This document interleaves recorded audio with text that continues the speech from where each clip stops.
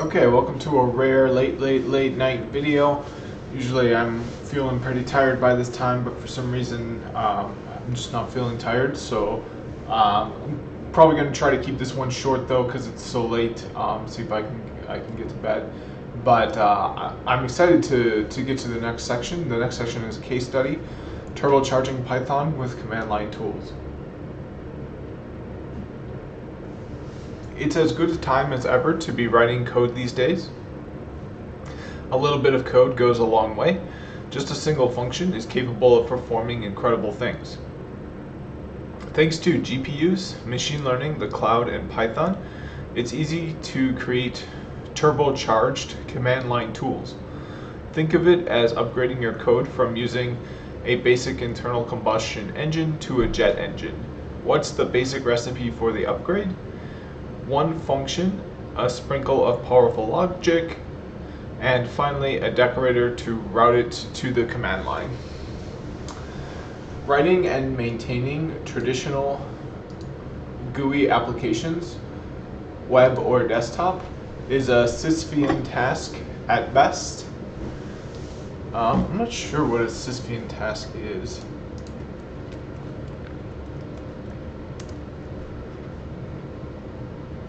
Denoting or relating to a task which can never be. Oh, okay. Oh, okay. It's like the rolling the stone up just to have it fall down on the other side. It all starts with the best of intentions, but can quickly turn into a soul-crushing, time-consuming ordeal where you end up asking yourself why you thought becoming a programmer was a good idea in the first place. Why did you run that web framework setup utility that essentially automated a 1970s technology, the relational database, into a series of Python files? The old Ford Pinto with the exploding rear gas tank has newer technology than your web framework. There has got to be a better way to make a living. The answer is simple. Stop writing web applications and start writing jet-powered command line tools instead. Okay, this is interesting. The turbocharged command line tools discussed in the following sections are focused on fast results, vis-a-vis minimal lines of code. I'm not sure what that means either. So, in relation to, with regard to? Vis-a-vis. Oh, vis-a-vis. I've heard of that more. The position facing a specified or implies vis-a-vis. So I guess it means with. So, fast results vis-a-vis minimal lines of code. Oh, okay, I guess you could use the word through instead of fast results through minimum, while using minimum lines of code. They can do things like learn from data, machine learning, make your code run 2,000 times faster, and best of all, generate colored terminal output. Here are the raw ingredients that will be used to make several solutions. Click framework, Python Cuda framework, Numba framework, scikit-learn machine learning framework. Using the Numba just-in-time JTT compiler. Python has a reputation for slow performance because it's fundamentally a scripting language. One way to get around this problem is to use the Numba just-in-time JIT compiler. Let's take a look at what that code looks like. First, use a timing decorator to get a grasp on the runtime of your functions. Okay, so let's follow along with the code here.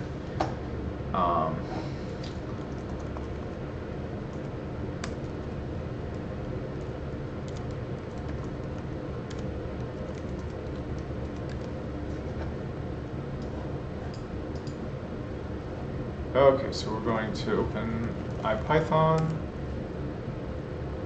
def timing, def All right.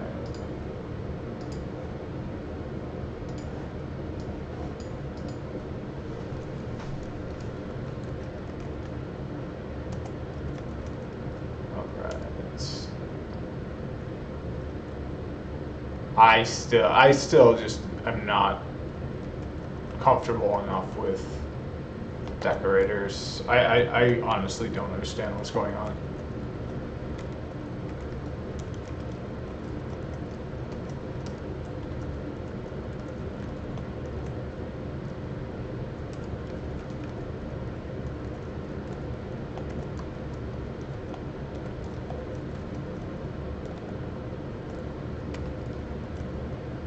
Oops, looks like I made a mistake up here. There we go.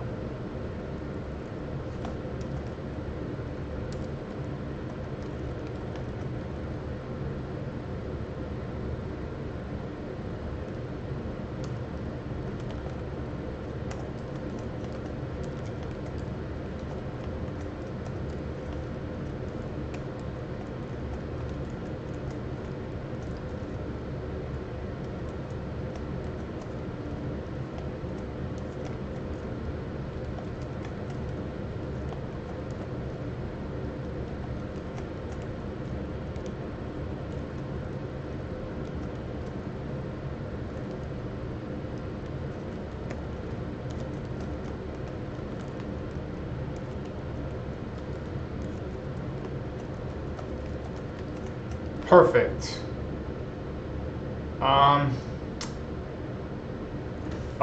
Okay. Yeah, that looks good. And then return result. And then we need another return for the function that was wrapping it. Wrap, not warp. Okay, I'm not sure if this will work though, because it looks like he's using this time here. I'm not sure what that is. That was never defined. So I'm thinking it was, it's like from time, import time or something like that. I don't know. I don't know what this time is. So I'm not sure if this is going to work. But let's keep going. Next, add a numba.jit decorator with the no Python keyword argument and set it to true. This will ensure that the code will be run by JIT instead of regular Python. Okay, so let's skip this over to so I think the file there, let's see here. Oh yeah, so nuclear CLI is what they're calling this. So let's do that.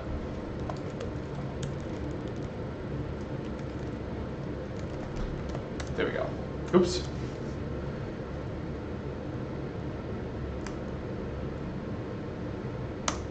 Okay, so now we've got a file. I'll open that up with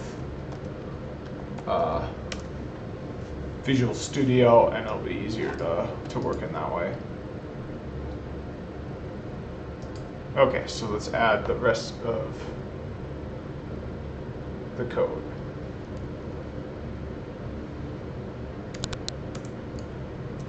Okay, so now we've got our decorator, whatever. So we're going to pass a function to this function. The function we're going to pass to it is the one we define down here. But we're not going to only pass it to this one. We're actually going to pass it to this one as well.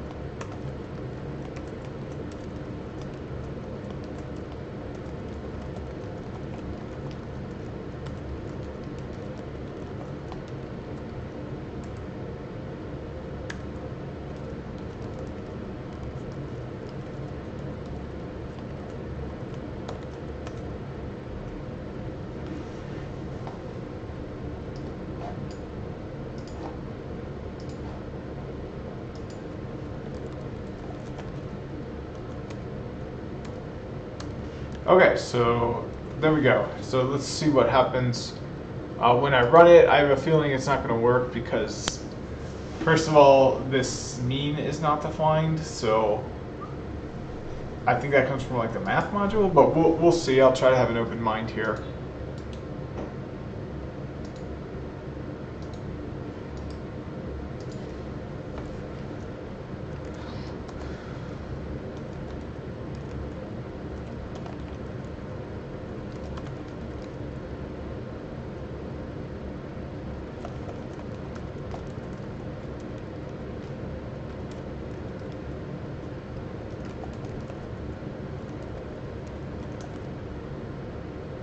Yeah, so we can see Numba is not defined.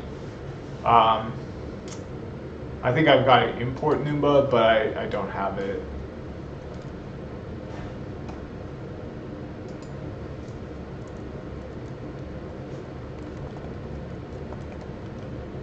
Yeah, and it'll say I don't have it.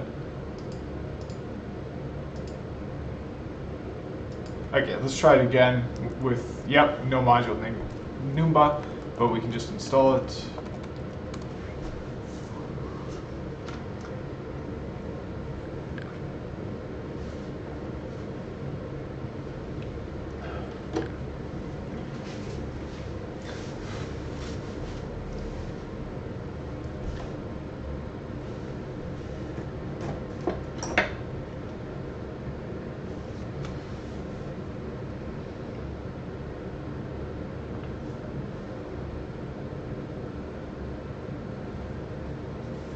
Okay, so now that I've got Numba, let's try it again.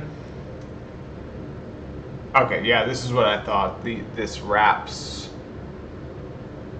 Yeah, we never defined a function named wraps. So I'm not sure what they're talking about. Oh, what if I return? Oh, actually it's right here. Okay. Now let's try it again.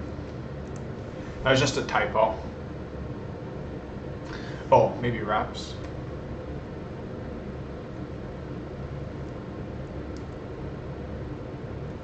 Well, let's take a closer look at what's written here.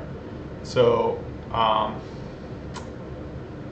we're defining wraps. Okay, we got that. Oops, but this is just wrap with no S. Okay, and then oh, here I did arp instead of args. Okay, everything else looks pretty good. Yeah, everything else looks fine.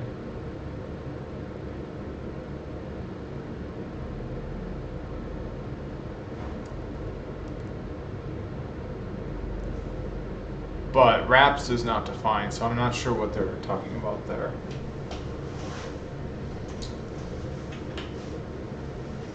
Yeah, because there's no wraps, so maybe I'm missing a module or something.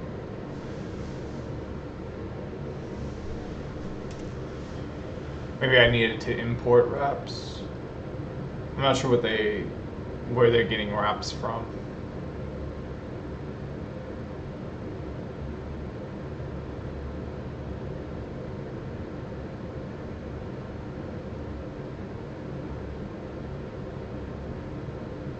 Okay, but anyways, let's just continue on. I'm not sure why I can't get that to work. When you run it, you can see both a JIT as well as a regular version being run via the command line. So here's the regular version that's not a JIT.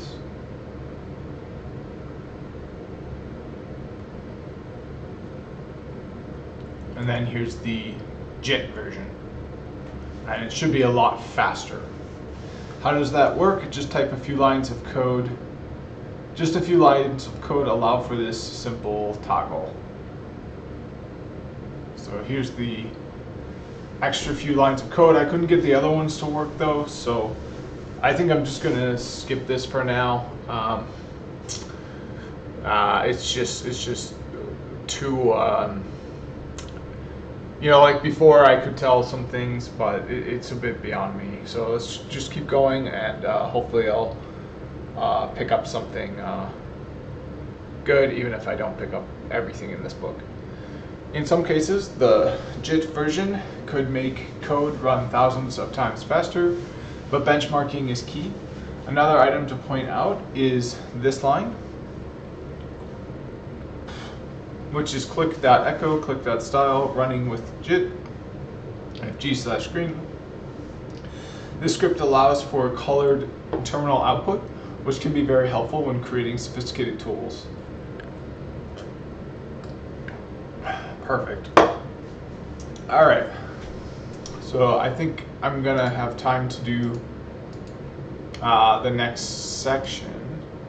Yeah, let's try to get to this major header at least. Okay, so we're gonna move the bookmark up. Okay, so next section is using the GPU with Cuda Python.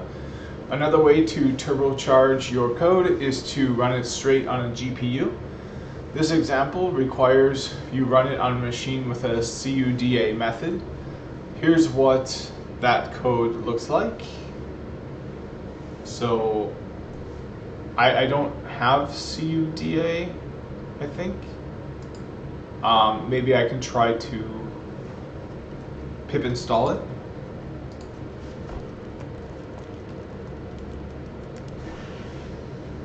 Oh, okay.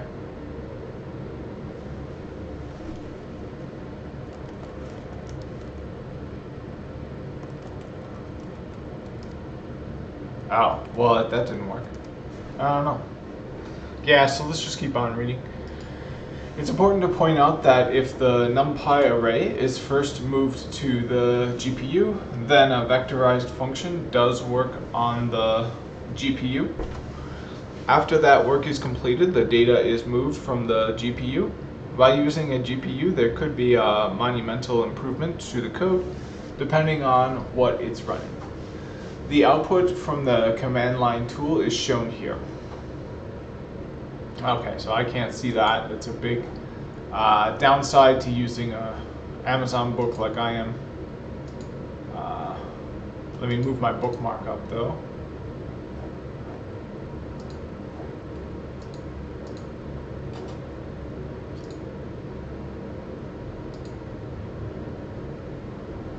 Okay, so my bookmark is here, which is running true multi-core, multi-threaded Python using Numba. One common performance problem with Python is the lack of true multi-threaded performance. This can also be fixed with a Numba. Here's an example of some basic operations. Okay, so yeah, I'm gonna skip typing this out as well. Let me try to pip install Numba. You can see I couldn't get Cuda, but let's do a pip install. I think I already did this actually. Yeah, I already did this, so I already have Numba. I'm kind of tempted to just type the code out, but I have not been having good luck recently.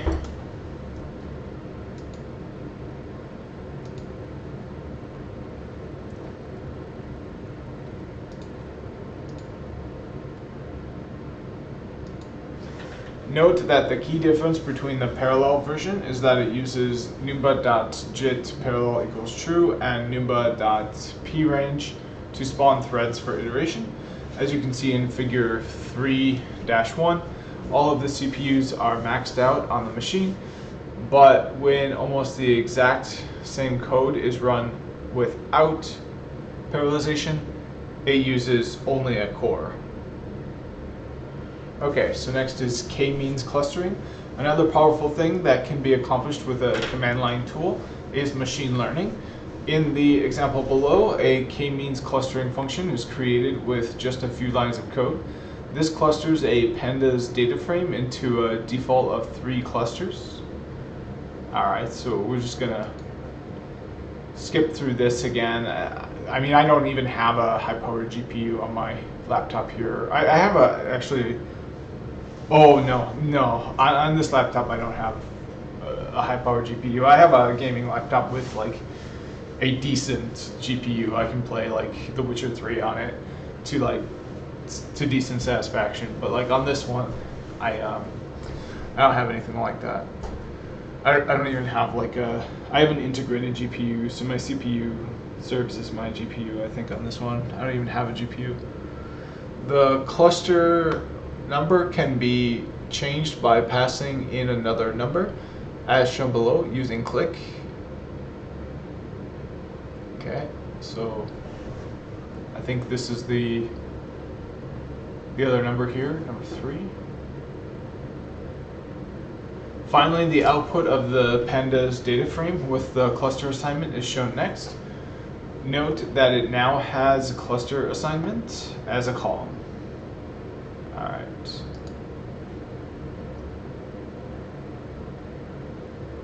Alright, so we're on to the end of chapter 3. So we've got some exercises here. This is a bonus late night video, so my brain is perhaps not in the best place to do difficult, thoughtful exercises. But let's try this. Let's try them. So we're going to use sys to write a script that prints command line only when run from the command line. Oh, okay, I know how to do this. So let's do this. We're gonna do code chapter 2, or actually chapter 3, exercise 1.py. So command code not found. I just used it.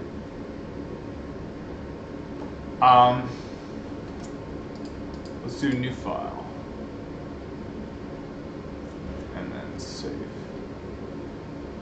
Okay, yeah, so that'll work. So then I'll use the name here, save. Perfect. Okay, so this one's really easy. We're going to do a script that prints the command command line only when run from the command line. So we got to do a conditional for that. We're going to do if name equals main, like that. Print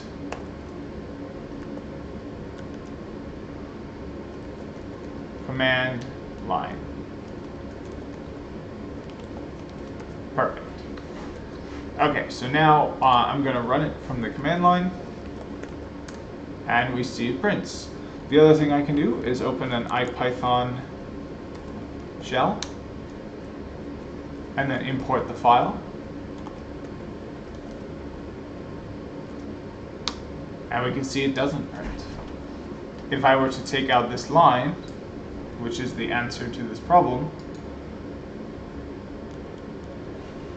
save it, and import it again. So one thing to know about, yeah, so I saved this here, but when you open a shell, the changes you make after you save are only recognized from the shell if you close it and open it again. So you can't make changes on the fly. Yeah, see, now it works. So I can't modify this file again, print another thing. See, if I save this file and I run this command again, oh, actually no, it looks like it's something else. It looks like once you import it, it does it, but if you import it again, it doesn't continue to do it, which is interesting. I thought it would. Maybe it's already imported, so it doesn't run it. So never mind about that. I was gonna say that if you make a modification to a file, that modification won't be recognized in any way by the Python terminal until you restart the terminal. And I think for the most part that is true, but I can't demonstrate whether or not that is true with the import statement the way I thought I could. So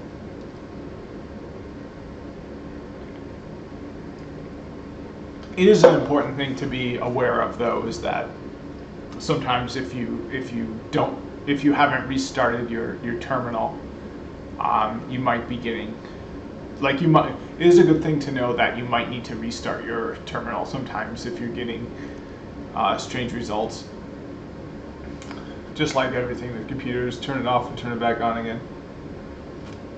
All right, so okay, so and then of course they still print from the command line. Again, it's just if you wanted to print only from the command line and not when imported, you use this. All right, let's move on to the next exercise.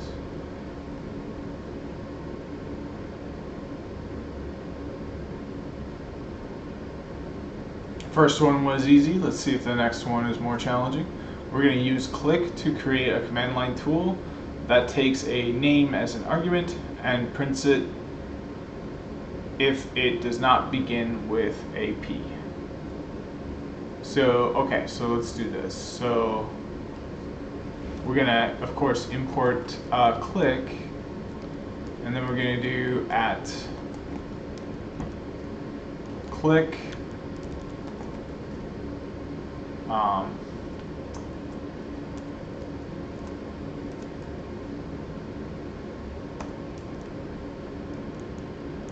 okay, I don't remember how to do this as well. I know how to do the rest part, the rest of it, but let's just do at click, and then we'll do takes a name as a, so def print name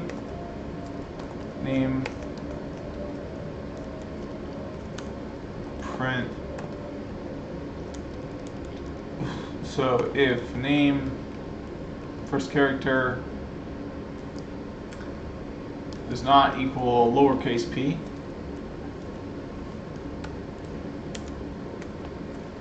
we're going to print name. Okay, but yeah, I'm not sure how to use click. Let's just try it like this, but I have a feeling I'm going to need to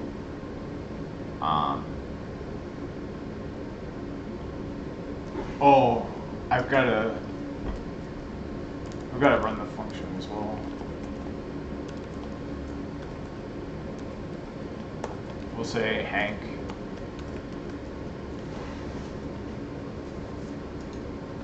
Okay, but it's not going to run because that wasn't the error. We've got a type error here. Module object is not callable. So this is line 4. So we're trying to feed a module object. What if we do test equals name?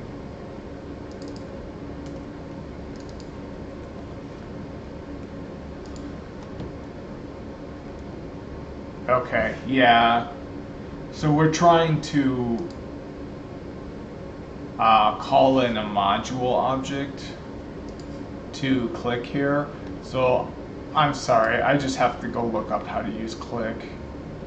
So let's go to the table of contents, and then we'll look for click in chapter 3.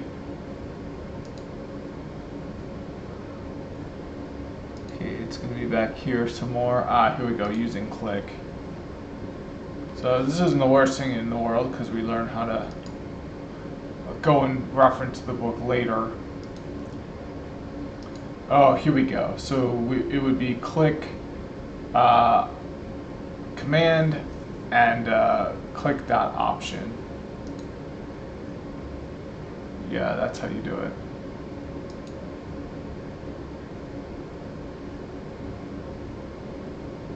Yeah, and then the next part is arg parse. Okay, so there's our example. Let's follow it. So it's going to be click dot command and then click dot option.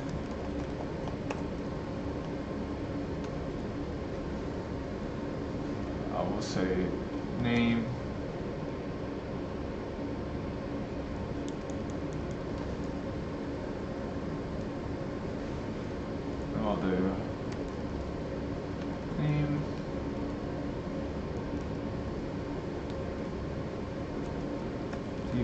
hello equals, let's say,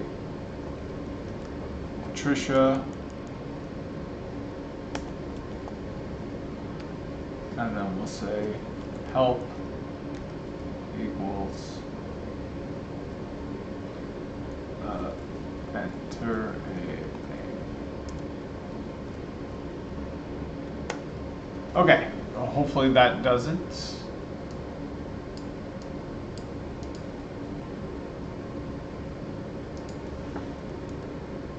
Oh, we got some extra arguments here.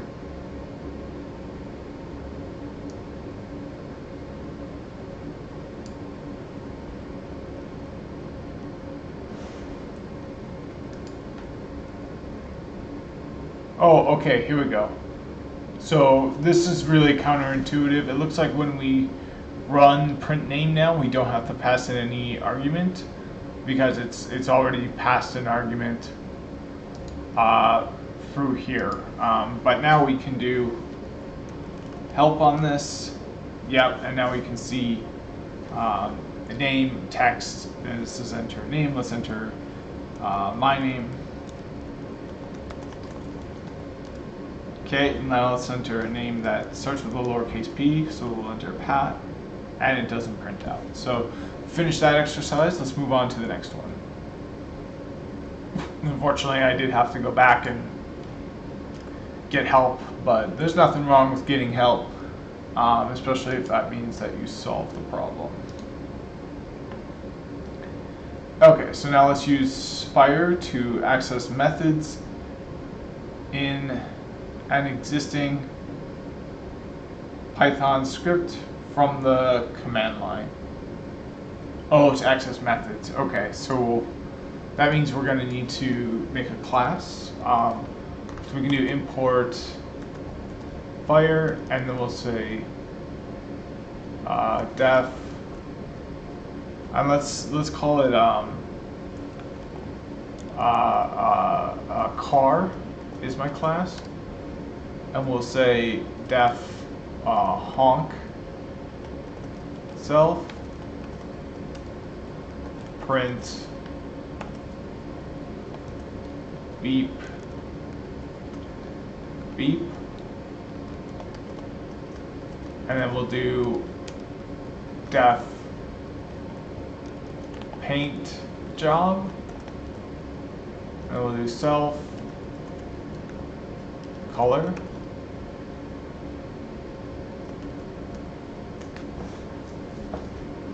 Say print car is a nice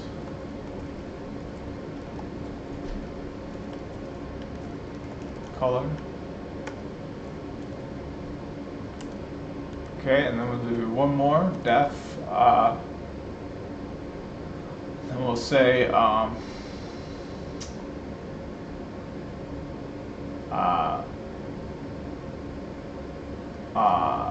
type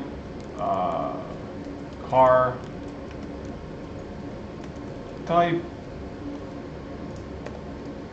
self, or let's say make and model self make model print car is a let's make let's model. Oh, and you know what? Let's use the nice syntax. So we're going to put an F here, and we'll say car is a nice color. Yeah, that's a much better syntax. And then here we'll say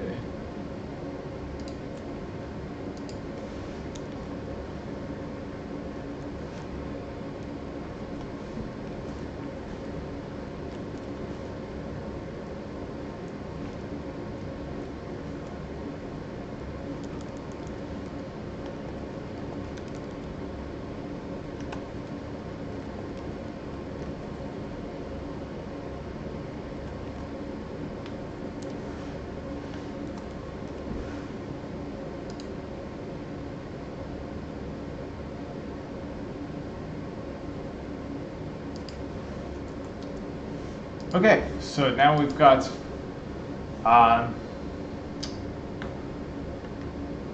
this. So the next line we will instantiate the class. So we'll say my car equals car, and then we'll say if name equals main. We'll say fire my car, and I think that's how you do it. Let's try it.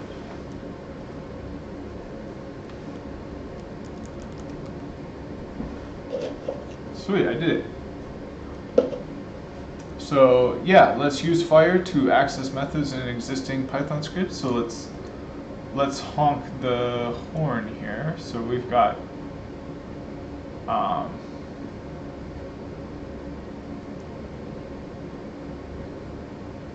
okay, so we've got here we can have a group, a command, or a value. So let's we should have a group here.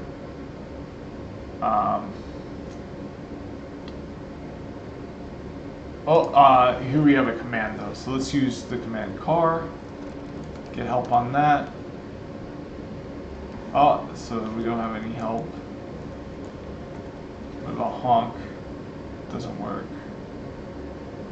Okay, I might need some help on this as well.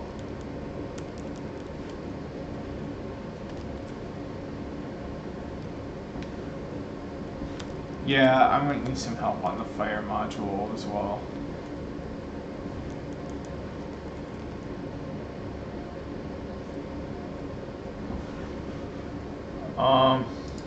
I don't know why it's doing that.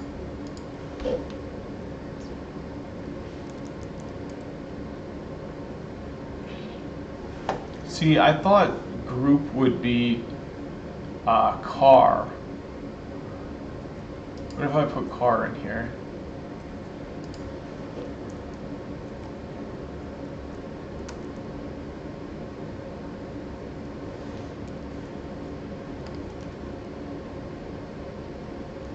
Okay, yeah, for some reason it's not working the way I'm expecting it to. So let's go back to the table of contents, find the section on fire, and see where I went wrong. So here they're adding a function, but let's see an example that has a class.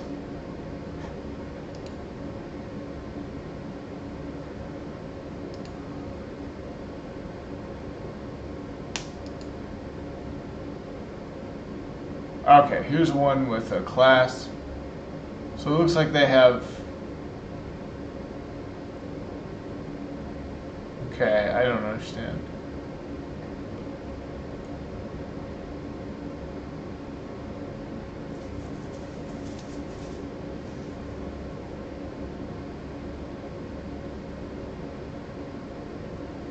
Okay, but I guess we can make another class that says CLI. So instead of instantiating the class here, we can instantiate the class in another class called CLI.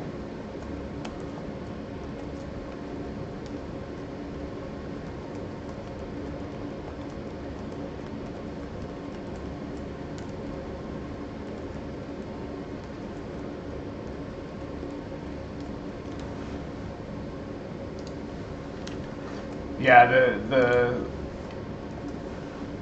standard case in the classes is to have a uppercase letter to start. Okay, and then you can see, and then instantiate or have CLI be called in here.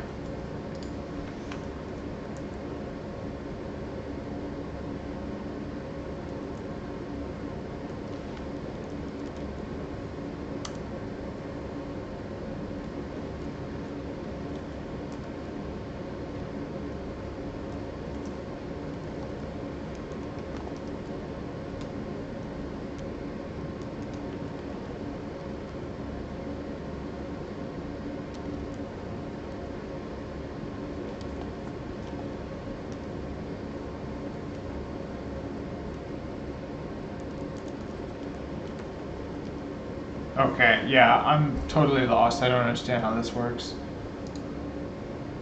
I thought I had it.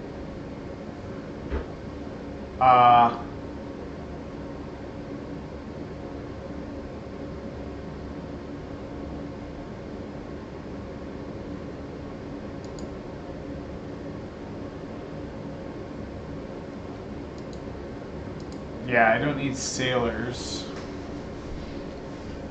I just need this one line here. Do I need a return statement? No. Yeah, I'm confused. I don't understand. I thought this would work. Do they have it in it? No, they don't have it in it.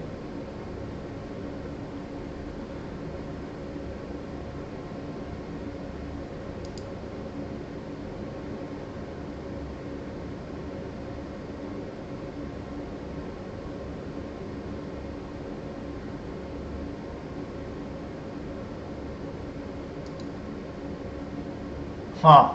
I thought I was doing this right. Now I'm just really confused.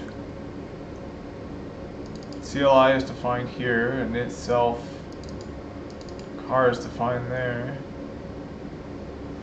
We've got honk. Oh, making mode. Let's try model instead of mode. That's not gonna make a difference though. I'm really confused. I am really confused.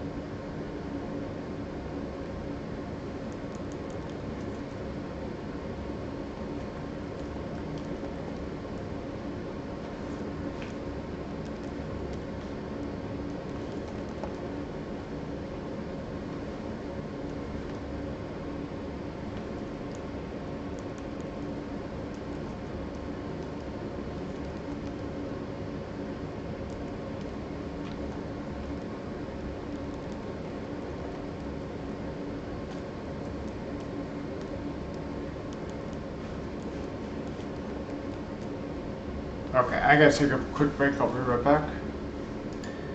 Okay, I'm back, and I'm just as confused as ever. I have no idea why this isn't working. It seems exactly like the...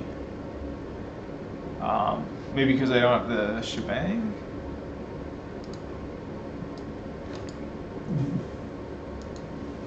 Maybe fire somehow needs that?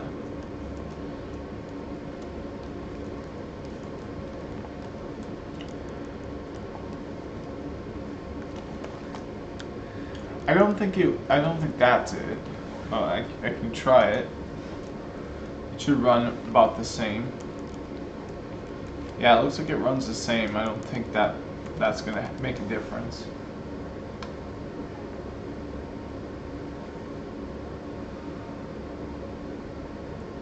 What if I just do like that?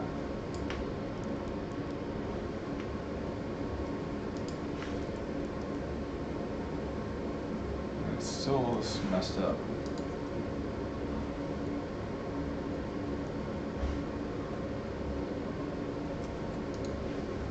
I don't understand. I just don't get it. I wonder, do they instantiate the class? No, they don't. They instantiate the ships class down here, but not the CLI class. That does not make any sense. That just makes no sense.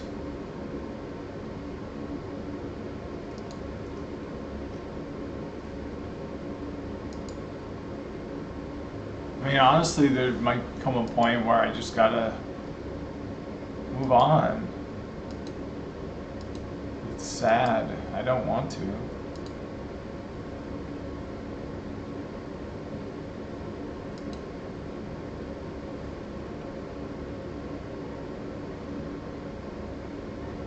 because I don't have them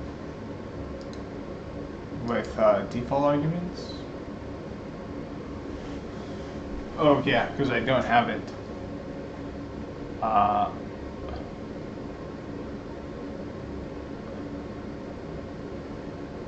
Yeah, maybe I need to do this.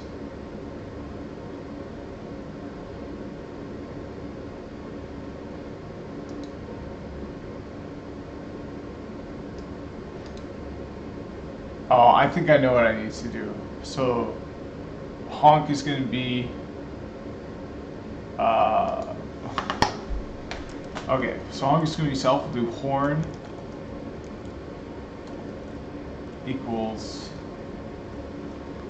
beep, and then we're going to print a horn. Okay, and then here we're going to have, we're not going to accept any arguments. Then we're going to do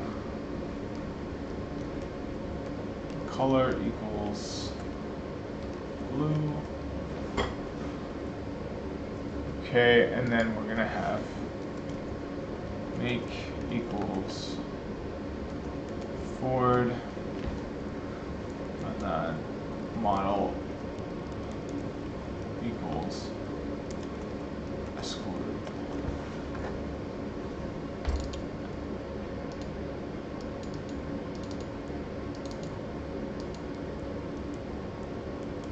Okay, let's see if this works now. It didn't work. Why didn't it work? I don't know why that didn't work. I am more confused than ever now. I am really confused. Do I not? No, I have the parentheses.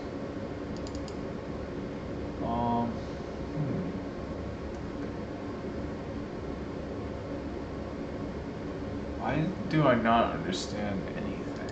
I'm so confused. I'm like upset too. This is really upsetting. I thought I understood things. Could not consume our car. What about honk? Not consume honk. What about COI? Car. Can't consume the articles. Okay, so fire I don't really like anymore. I like arc-pliers a lot better than fire, because, or sorry, click a lot better than fire, because at least I can figure out how to use click. Fire, it looks like it requires you write your code in a certain way, but even if you do that, it seems to not work. Because I have my code written seemingly the way they want me to write it, and it's just not working. So I think I'm gonna have to throw in the towel on this one. I guess what I could do is, instead of having a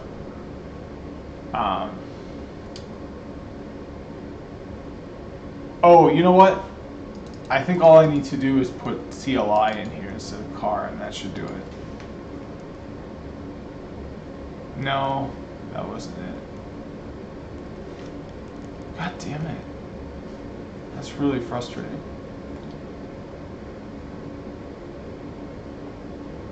Oh, okay, here we go. Now it's working.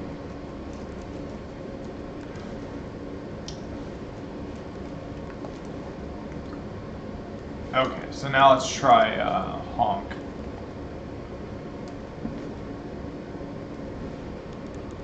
Or test.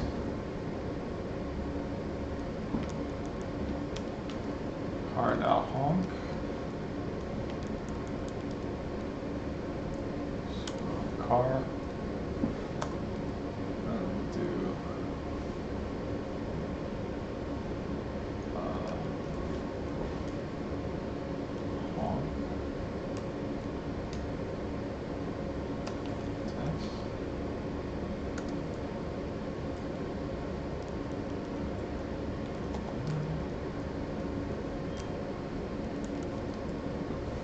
Okay, yeah, I don't know what's going on.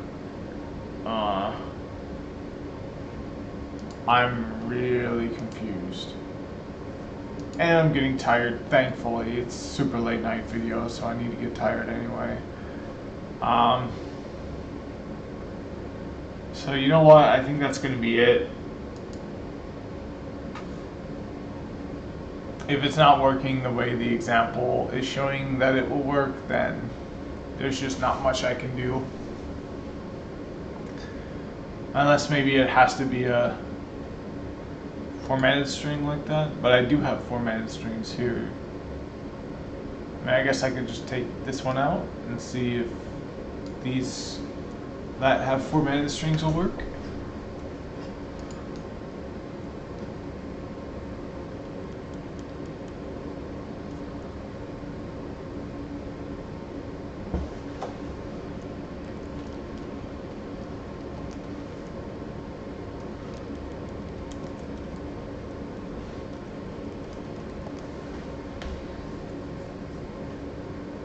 Doesn't work. Yeah, I don't think this one's on me. It's on the book. The book just didn't give a good enough explanation of fire. I think I'll still be thinking a lot about fire and using it whenever I can, but I'm not going to let this prevent me from finishing this book. So I wasn't able to do the third method, access methods in an existing Python script from the command line. So I do have two methods defined here, but I'm not able to access them using fire for some reason. I have no idea why. I kind of wish I knew why, but let's do a quick Google search for fire. So Python fire class methods.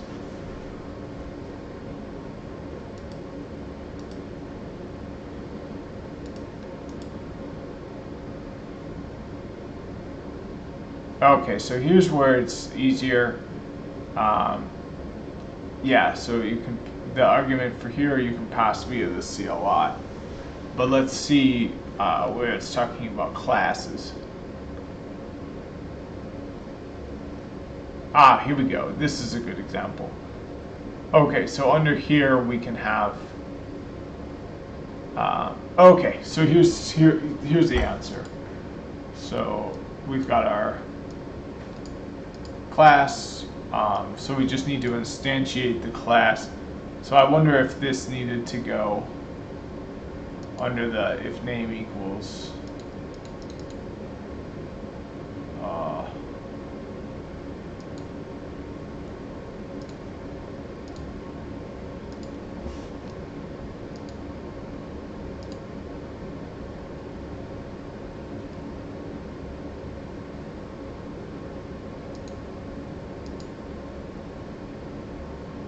No, it's definitely not under there.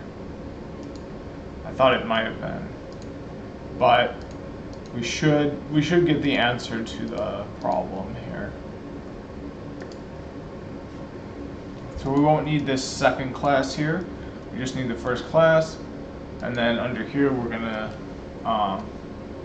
instantiate car equals car. And then we're going to run fire on car. Okay, and now we've got the answer to our question here. If I just run this without anything, we're going to get a help menu. Yep, and we've got a group, and we've got a value. Let's do a help. There we go. So now we've got something that makes more sense. Group command. So let's enter in a the value. Okay, we don't get anything for the value.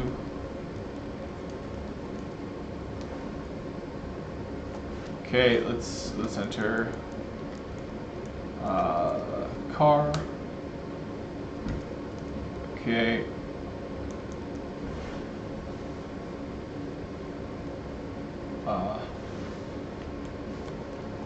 What's the group? I forget what the group was.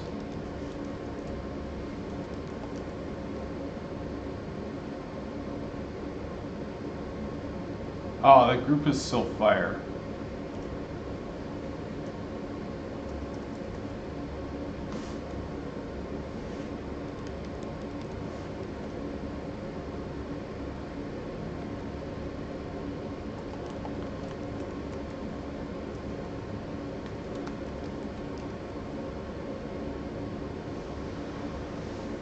Okay, so maybe I need a...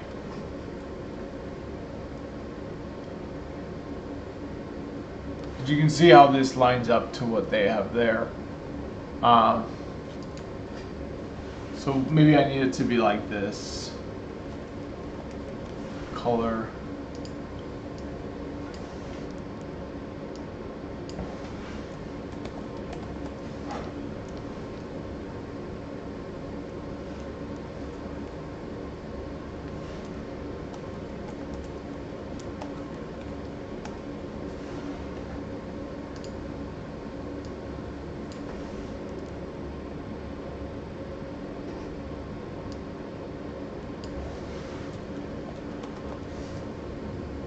I just want to get this to work, to be honest, any way possible.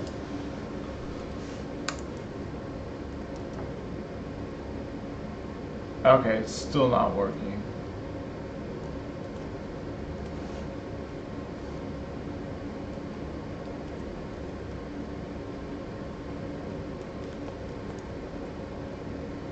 I don't understand why it's not working still. Because we can see it mimics what we've got here. I guess we don't have anything here. Let's try putting the word object in there. Okay, but other than that, we've got self, and then we got our variables, and then we're returning our variables. It looks good to me. Now we can see what they did. They passed in, yep, and then the name of the method, which is what I did. It's named paint job. And then the string they want.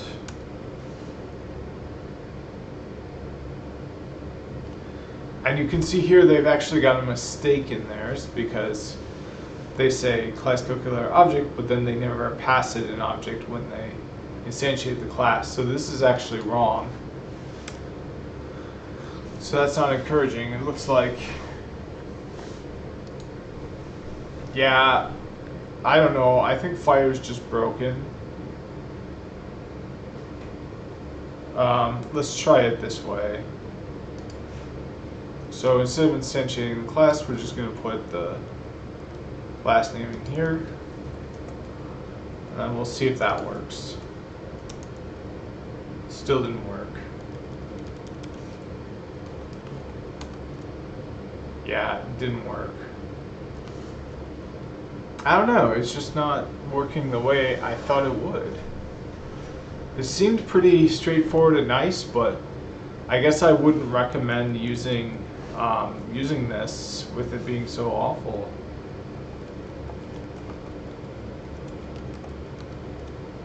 Yeah, I didn't think this was going to be this bad, but it's just completely busted.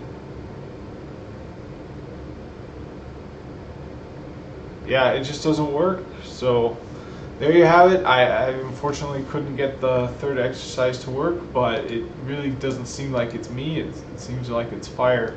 I did everything the tutorial said, everything the book said, and it just plain wouldn't work. So maybe we'll come back to it later and I'll do an oh duh moment, but until then I'll be using Click. So that's going to be it for chapter 3. Join me in the next video where I begin chapter 4.